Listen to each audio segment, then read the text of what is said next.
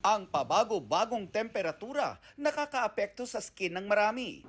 Jillian Ward is no exception, kaya tinitiyak niyang well taken care of ang kanyang acne-prone skin. From no trace of makeup after work to being hydrated inside and out. I always exfoliate my skin. Tapos super, mino-moisturize ko din po talaga yung skin ko. And sobra po ako mag-water ngayon. Nagte-take din siya ng vitamins at supplements. Pero ang pinaka-key niya to healthy skin, healthy diet at good vibes. The healthy na pagkain.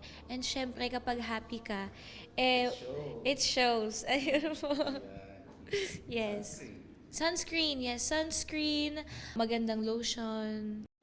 Sa mga nagdaang episodes ng My Ilonggo Girl, mas lumalalim na raw ang pagkilala natin sa mga ka-love team ni Jillian played by Michael Sager, Yasser Marta at Vince Maristella.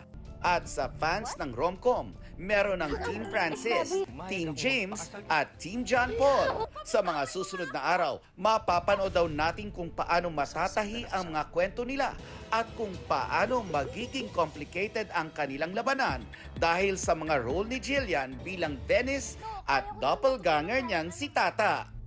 Ang goal lang po talaga na mapakita yung ganda ng Iloilo.